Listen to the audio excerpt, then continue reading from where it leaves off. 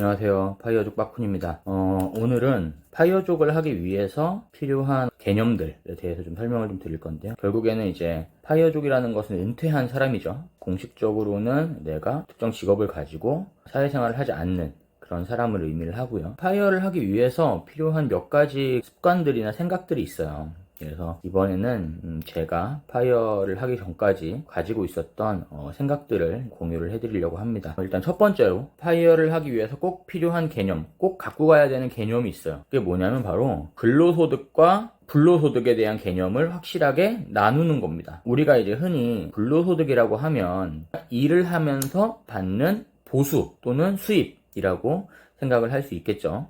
그 두 가지에 대한 개념이 명확하게 서 있으셔야 돼요. 파이어족을 하기 위해서는. 그래서 나는 앞으로 근로소득이 아닌 불로소득으로 살아가겠다라는 생각으로 일을 하셔야 됩니다. 제가 주변 사람들하고 이야기를 좀 하다 보면 나는 은퇴를 안 하겠다. 나는 일하는 게 좋다. 나는 돈 버는 게 좋다. 땀 흘려서 돈을 벌어야 한다. 일을 해서 돈을 벌어야 한다. 같은 얘기들을 하시는 분이 생각보다 많습니다. 그리고 그분들한테 불로소득이라고 하는 얘기를 드리면 그거 불로소득 있으면 좋지. 있으면 좋은데 어느 세월에 그걸로 먹고 살 수 있겠어? 그걸로 간에 기별이나 가겠어? 하는 분들이 대단히 많아요. 불로소득이라고 하는 것이 조그만하게 있는 거죠. 그리고 근로소득이라고 하는 것이 이렇게 가득 차 있는 겁니다. 근데 이제 앞으로 우리가 파이어를 하기 위해서는 어떤 생각들을 갖고 있어야 되느냐? 반대가 돼야 돼요. 나는 근로소득이 요만큼, 그리고 근로소득으로 요만큼의 돈을 벌고 이제 불로소득으로 이만큼의 돈을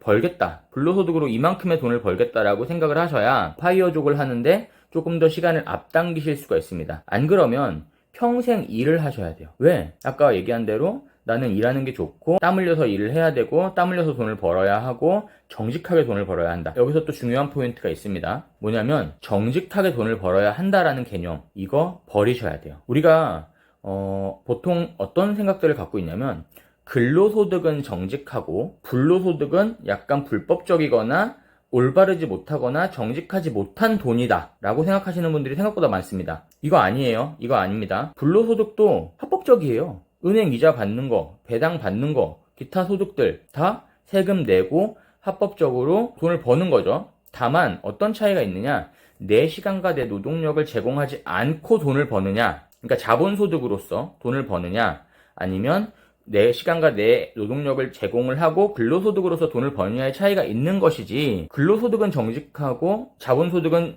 약간 불법적이거나 정직하지 못한 돈이다 라고 생각하고 계시는 분들이 있다면 지금부터는 그 생각을 버리시기를 추천을 드립니다. 내 머릿속에 적어도 근로소득 50%, 불로소득 50% 정도라는 비율로서 이제 나의 전체 총소득을 생각을 하시고 일을 하셔야 장기적으로 내가 불로소득이라는 개념을 점점 요만했던 파이를 이렇게 점점 조금씩 키워나갈 수가 있는 거예요. 이렇게 해서 불로소득의 파이가 커지면 어느 순간에는 파이어를 할 수가 있게 되는 것이죠. 지금도 많은 분들은 근로소득이 커야 되고 불로소득은 은행 이자 같은 거 조금 받아서 1년에 몇십만원, 20만원, 30만원 많이 받으면 100만원까지, 그러면 내가 불로소득으로 1년에 10만원, 20만원, 100만원, 200만원 받아서는 먹고 살 수가 없잖아요. 그렇기 때문에 애초에 그냥 불로소득이라는 것에 대해서 포기를 해버리십니다. 그러시면 안 돼요. 우리가 파이어를 하기 위해서는 어찌됐건 내가 지금은 근로소득이 훨씬 많지만 향후 1년, 2년, 3년, 5년, 10년 안에는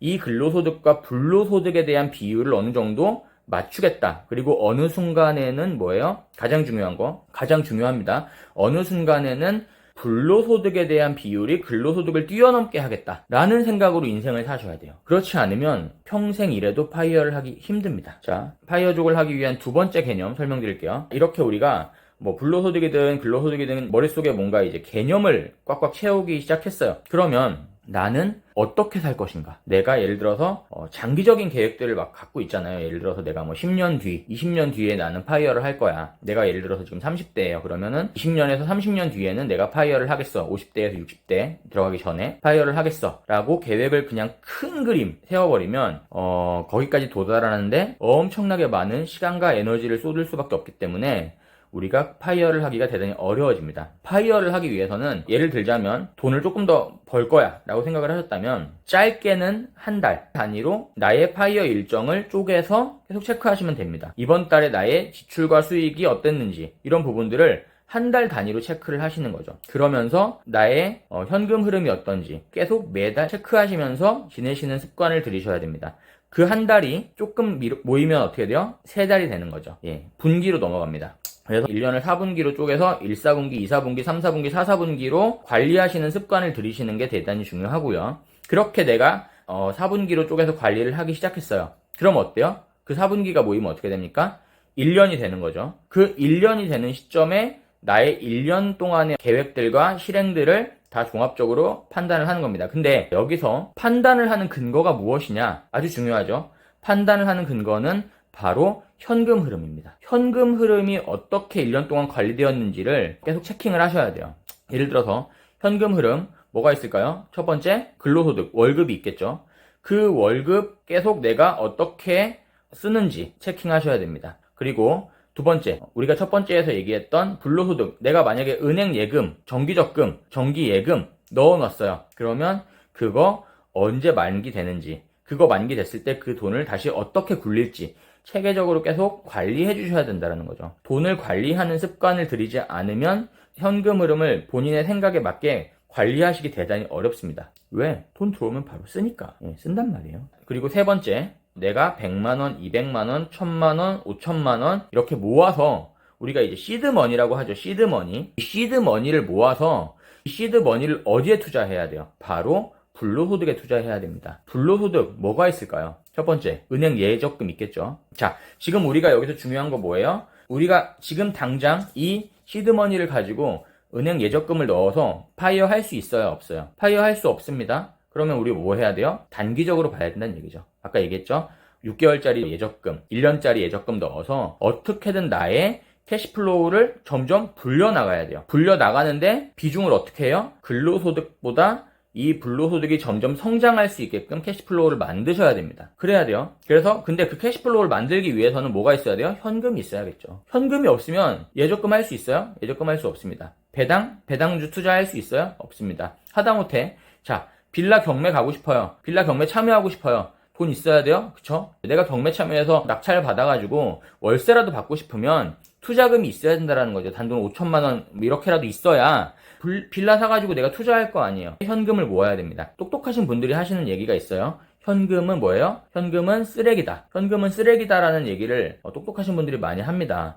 저도 그 부분에 어느 정도 공감을 해요. 왜? 인플레이션에 비해서 현금 가치의 상승이 없기 때문에 인플레이션이 발생을 하면 내가 갖고 있는 현금의 가치는 하락한다라는 거죠. 그래서 현금은 쓰레기다라고 말씀을 하시는데 우리가 벌써부터 현금은 쓰레기니까 현금을 다 소비해버리거나 다 태워버려야 돼 라는 생각을 가지실 필요는 절대 없다라는 거죠. 현금에 대해서 네거티브하거나 부정적인 생각을 가질 필요가 전혀 없다라는 얘기예요. 왜? 현금은 정말 소중한 자산입니다. 현금 자산이 정말 중요해요. 특히 파이어를 하시게 되면 현금이 전부입니다. 현금이 없으면 엄청 불안해요. 나한테 아무리 불로소득이 들어와도 불안합니다. 그렇기 때문에 현금을 항상 어느 정도는 갖고 계셔야 돼요.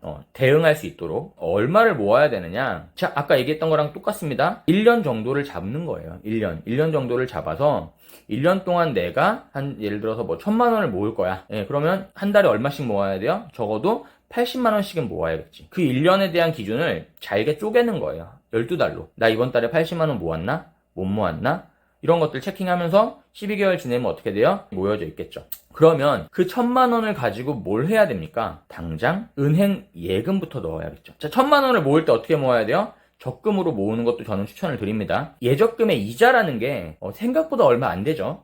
지금 금리가 올랐다고는 하지만 어쨌든 그래도 생각보다 별로 안 됩니다. 우리가 생각하는 그 금액에 비해서 턱없이 부족할 수밖에 없어요. 하지만 뭐예요? 그것부터 시작하는 거예요. 불로소득이라는 것을 경험을 해봐야 이게 좋구나 라고 느끼게 된단 말이죠. 자, 예를 들어서 내가 일을 안 했는데 한 달 나한테 3만 원의 이자가 발생을 한다고 칩시다. 3만 원의 이자가 발생을 하면 3만 원 가지고 뭘 할 수 있어요? 아무것도 할 수 없어요, 요즘에. 그죠? 하지만 3만 원을 내가 일을 하지 않고 벌었다라는 것이 주는 만족감이 생각보다 큽니다. 그리고 만약에 3만 원 생겼어요.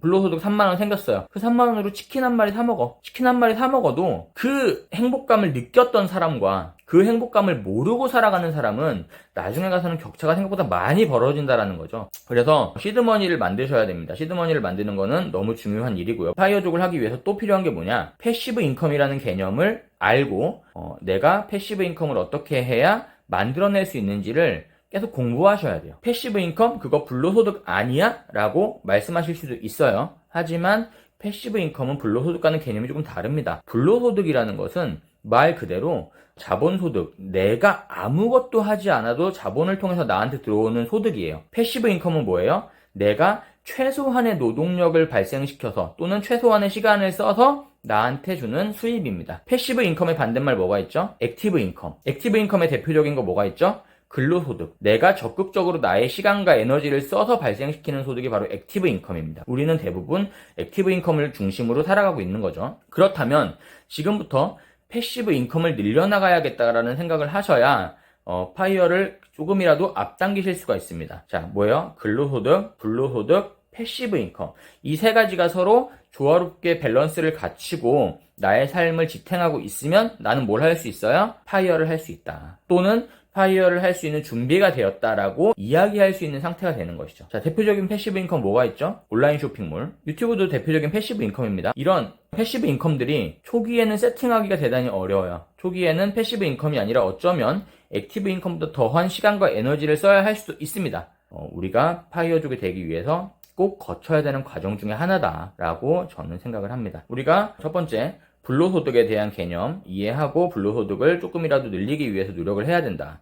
두 번째, 내가 파이어족이 되기 위해서 10년, 20년 거시적인 안목도 필요하지만 단기적으로 한 달, 세 달, 1년 이렇게 계획을 쪼개서 내가 현재 잘하고 있는지를 계속 추적할 필요가 있다. 세 번째, 그리고 현금을 모아라. 현금을 모아서 어떻게든 그 현금을 불로소득으로 치환하려고 하는 노력들을 해라. 네 번째, 패시브 인컴. 패시브 인컴 꼭 찾아서 조금이라도 한번 도전해봐라.